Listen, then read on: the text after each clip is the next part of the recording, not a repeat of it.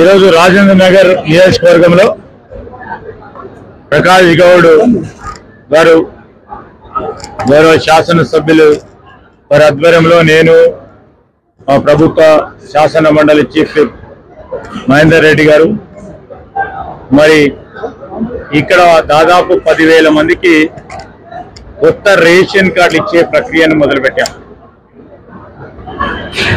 10 సంవత్సరాల కాలం పాటు ration card కోసం అప్లికేషన్ పెట్టుకున్న వారు అందరికీ కూడా ఈరోజు ఒక సంతోషకరమైన దినం. పాత రేషన్ కార్డులో కొత్త సభ్యుల చేర్చడం అనేది కూడా కనీసం జరగలేదు గత ప్రభుత్వ హయాంలో. మీరు ఈరోజు ఇన్ని వేల మందికి ఒకటే నియోజకవర్గంలో ఒక సంక్షేమ కార్యక్రమాన్ని అమలు చేస్తా ఉన్న సందర్భంలో నాకు చాలా సంతోషంగా ఉంది. ఎందుకంటే ఒక సామాన్య కుటుంబానికి తెలుస్తుంది రేషన్ కార్డు విలువ. ఆ సామాన్య కుటుంబానికి సంబంధించిన వ్యక్తులకు రేషన్ షాపుల ద్వారా వారు ఒక్కొక్క సభ్యుడికి 6 కేజీల సన్న బియ్యం ఈ ప్రభుత్వం అందిస్తా ఉన్న మనవ సంక్షేమ పథకం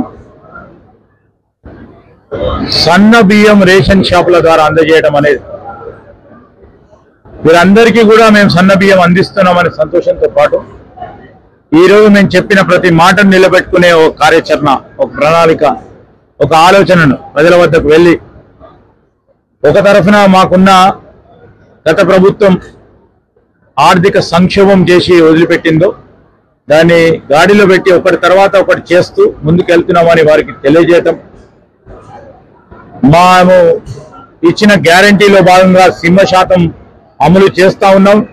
ఇంకొన్ని చేసేది ఉంది. ఖచ్చితంగా రాబోయే కాలంలో అన్ని చేసి